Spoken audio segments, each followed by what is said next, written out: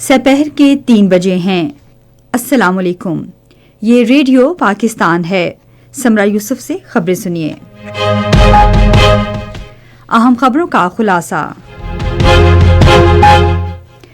وزیر اعظم نے گوادر اور گلگت بلتستان کے لیے بجلی کے منصوبوں کی منظوری دے دی ہے۔ شہباز شریف نے اقتصادی امور ڈویژن کو ملک کے شعبہ طب میں سرمایہ کاری کے لیے حکمت عملی تیار کرنے کی ہدایت کی ہے۔ انڈونیشیا کے صدر پاکستان کے 2 روزہ سرکاری دورے پر اسلام آباد پہنچ گئے ہیں۔ وزیر اطلاعات و نشریات نے کہا ہے کہ چین ہمیشہ پاکستان کے لیے قابل اعتماد اور آزمودہ دوست ثابت ہوا ہے۔ وزیر خزانہ نے ملک کی معیشت کو مضبوط بنانے اور ذمہ دارانہ طویل مدتی سرمایہ کاری کی حوصلہ افزائی کے لیے حکومت کے عزم کا اعادہ کیا ہے۔ بھارت کے غیر قانونی زیر قبضہ جموں کشمیر میں پیپلز ڈیموکریٹک پارٹی کے صدر نے کہا ہے کہ کشمیری عوام میں بڑھتی ہوئی نفرت کو دور کرنے کا واحد راستہ مفاہمت ہے۔ اور اب خبروں کی تفصیل۔ وزیر اعظم محمد شہباز شریف نے گوادر اور گلگت بلتستان میں بجلی کے منصوبوں کی منظوری دے دی ہے۔ وہ آج اسلام آباد میں پاور سیکٹر میں جاری اصلاحات پر جائزہ اجلاس کی صدارت کر رہے تھے۔ وزیر اعظم نے گوادر پورٹ سٹی میں بجلی کی فراہمی میں درپیش مسائل کو ختم کرنے کے لیے جامع منصوبے پر فوری عمل درآمد کی منظوری دی۔ انہوں نے کہا کہ گوادر میں بجلی کی بلا تعطل فراہمی ملکی معاشی سرگرمیوں اور سرمایہ کاری میں اضافے کا باعث بنے گی۔ وزیر اعظم نے کہا کہ گوادر کے بندرگاہ بجلی کی بلا تعطل فراہمی اور دیگر سہولیات سے دنیا کی بہترین بندرگاہ اور مستقبل میں معاشی سرگرمیوں کا مرکز بنے گی۔ انہوں نے زور دیا کہ 100 میگا واٹ سولر پروجیکٹ سے گلگت بلتستان میں ماحولیاتی اعتبار سے صاف بجلی کی بلا تعطل اور مستحکم فراہمی کو یقینی بنایا جائے۔ شہباز شریف نے ہدایت کی کہ سولر پروجیکٹ پر فوری عمل درآمد شروع کیا جائے۔ وزیر اعظم محمد شہباز شریف نے امریکہ میں مقیم پاکستانی ڈاکٹروں کے ایک وفد نے اسلام آباد میں ملاقات کی۔ وفد نے پاکستان کے صحت کے شعبے کی ترقی پر وزیر اعظم کی قیادت کی تعریف کی اور ملک میں سرمایہ کاری میں گہری دلچسپی کا اظہار کیا۔ وزیر اعظم نے اقتصادی امور ڈویژن کو ہدایت کی کہ وہ پاکستان کے شعبہ طب میں امریکہ میں مقیم پاکستانی فزیشنز کی جانب سے سرمایہ کاری کے حوالے سے مسائل کا سدباب کرے۔ انہوں نے ڈاکٹرز کے وفد کے ساتھ مل کر پاکستان کے شعبہ صحت میں سرمایہ کاری کا ایک قابل عمل روڈ میپ بنا کر پیش کرنے کی ہدایت کی۔ انڈونیشیا کے صدر سرابوو سوبیانتو پاکستان کے 2 روزہ سرکاری دورے پر اسلام آباد پہنچ گئے ہیں۔ صدر آصف علی زرداری اور وزیر اعظم شہباز شریف نے ان کا پرتپاک استقبال کیا۔ اہم وزراء اور سینئر عہدیداروں پر مشتمل اعلیٰ سطح کا وفد انڈونیشیا کے صدر کے ہمراہ ہے۔ صدر پرباوو کا پاکستان کا یہ پہلا دورہ ہے۔ یہ دورہ اس لیے بھی انتہائی اہمیت کا حامل ہے کیونکہ یہ پاکستان اور انڈونیشیا کے درمیان سفارتی تعلقات کے قیام کے 75 سال مکمل ہونے کے موقع پر ہو رہا ہے۔ اپنے قیام کے دوران صدر پرباوو وزیر اعظم محمد شہباز شریف کے ساتھ وفود کی سطح پر بات چیت کریں گے۔ وہ صدر آصف علی زرداری سے بھی ملاقات کریں گے۔ چیف آف آرمی اسٹاف اور chief of defence forces field marshal Saeed Asim Munir بھی صدر پرباوو سے ملاقات کریں گے۔ فریقین ایک وسیع ایجنڈے پر بات چیت کریں گے جس کا مقصد پاکستان انڈونیشیا تعلقات کو مزید مستحکم کرنا، تجارت، سرمایہ کاری، دفاع، صحت، انفارمیشن ٹیکنالوجی، ماحول، تعلیم اور ثقافت کے شعبوں سمیت تعاون کی نئی راہیں تلاش کرنا اور علاقائی اور عالمی سطح پر اشتراک عمل کو فروغ دینا ہے۔ دورے کے دوران مفاہمت کی متعدد یادداشتوں پر دستخط متوقع ہیں۔ نائب وزیر اعظم اسحاق ڈار نے اس بات پر زور دیا ہے کہ پاک چین سفارتی تعلقات کی 75ویں سالگرہ شایان شان طریقے سے منائی جانی چاہیے۔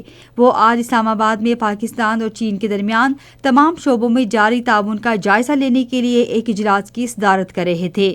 ملاقات میں پاک چین سفارتی تعلقات کی 75ویں سالگرہ کو بامعنی طور پر منانے اور دونوں ممالک کے درمیان پائیدار شراکت داری کو مزید اجاگر کرنے کے لیے مختلف تجاویز پیش کی گئیں۔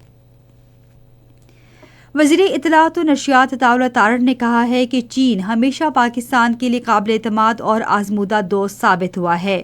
وہ آج اسلام آباد میں چائنا چیمبر آف کامرس کے زیر اہتمام پاکستان میں 2025 کے سیلاب کی تباہ کاریوں کے سلسلے میں عطیات کے حوالے سے منعقدہ تقریب سے خطاب کر رہے تھے۔ وزیر اطلاعات نے حالیہ تباہ کن سیلاب کے دوران پاکستانی قوم کی مدد کرنے پر چینی قیادت کو خراج تحسین پیش کیا۔ انہوں نے کہا کہ پاکستان عالمی سطح پر کاربن کا 1% سے بھی کم اخراج کرتا ہے، لیکن وہ ان 10 ممالک میں شامل ہے جو موسمیاتی تبدیلیوں سے سب سے زیادہ متاثر ہو رہے ہیں۔ عطا اللہ تارڑ نے اس بات پر روشنی ڈالی کہ پاکستان اور چین کے درمیان تعلقات وقت کے ساتھ ساتھ مضبوط تر ہو رہے ہیں۔ یہ خبریں آپ ریڈیو پاکستان سے سن رہے ہیں۔ وزیر خزانہ محمد اورنگزیب نے پاکستان کی معیشت کو مضبوط بنانے اور ذمہ دارانہ طویل مدتی سرمایہ کاری کی حوصلہ افزائی کے لیے حکومت کے عزم کا اعادہ کیا ہے۔ آج اسلام آباد میں نیسلے پاکستان کے ایک وفد سے گفتگو کرتے ہوئے انہوں نے کہا کہ بہتر عمل درآمد، شفافیت اور مضبوط ٹیکس ایکو سسٹم پاکستان کی معاشی بحالی میں مرکزی حیثیت رکھتے ہیں۔ وزیر خزانہ نے غیر رسمی شعبے کی روک تھام کے حکومت کے عزم پر زور دیتے ہوئے کہا کہ اس کے پہلے ہی متعدد صنعتوں میں واضح نتائج برآمد ہو رہے ہیں۔ انہوں نے فائنانس ڈویژن کے اندر ٹیکس پالیسی آفس کے قیام کو ایک اہم ڈھانچہ جاتی اصلاحات قرار دیا، جس سے نجی شعبے کے ساتھ سال بھر مسلسل رابطہ ممکن ہوگا تاکہ پالیسی کو بہتر بنانے اور اگلے بجٹ سے پہلے مؤثر نفاذ کو یقینی بنایا جا سکے۔ وزیر خزانہ نے نیسلے پاکستان کی ٹیکس پالیسی آفس کے ساتھ کام کرنے پر آمادگی کا خیر مقدم کیا۔ انہوں نے خوراک اور مشروبات کے شعبے کو باقاعدہ بنانے اور اس میں سرمایہ کاری کے لحاظ سے ٹیکس وصولی کو سہولت فراہم کرنے کی حکومت کے ارادے پر بھی زور دیا۔ وزیراعظم کی کوآرڈینیٹر برائے موسمیاتی تبدیلی رومینہ خورشید عالم نے ماحولیاتی تبدیلی کے اثرات سے بچاؤ کے لیے قرضوں کی یکساں فراہمی، منصفانہ شراکت داری اور مشترکہ عالمی ذمہ داریوں پر زور دیا ہے۔ آج اسلام آباد میں ایک سمپوزیم سے خطاب کرتے ہوئے انہوں نے کہا کہ ماحولیاتی تبدیلی کے اثرات سے بچاؤ کے لیے قرضوں تک رسائی صرف فنڈز کا معاملہ نہیں بلکہ ان کا تعلق بقا اور وقار اور تبدیلی سے ہے۔ رومینہ خورشید عالم نے کہا کہ پاکستان کے ساحلی علاقوں اور آبادیوں کو ایسے بحران کا سامنا ہے جو انہوں نے پیدا نہیں کیا۔ انہوں نے کہا کہ حکومت تنہا موسمیاتی تبدیلی کے منفی اثرات سے بچاؤ کی ذمہ دار نہیں اٹھا سکتی، لہٰذا نجی اور کاروباری شعبے کو اس سلسلے میں حکومت کا ساتھ دینا چاہیے۔ چیف آف آرمی اسٹاف اور chief of defence forces field marshal Syed Asim Munir کے اعزاز میں آج جنرل ہیڈ کوارٹرز راولپنڈی میں خصوصی گارڈ آف آنر کی تقریب منعقد ہوئی۔ مسلح افواج کے چاق و چوبند دستے نے چیف آف آرمی اسٹاف اور chief of defence forces field marshal Syed Asim Munir کو سلامی دی اور گارڈ آف آنر پیش کیا۔ انہوں نے گارڈ آف آنر کا معائنہ بھی کیا۔ پاک فضائیہ کے سربراہ air chief marshal Zaheer Ahmed Babar Sidhu اور پاک بحریہ کے سربراہ ایڈمرل نوید اشرف بھی تقریب میں موجود تھے۔ جسٹس کامران خان ملاخیل نے آج کوئٹہ میں منعقدہ تقریب میں chief justice Balochistan high court کے عہدے کا حلف اٹھا لیا۔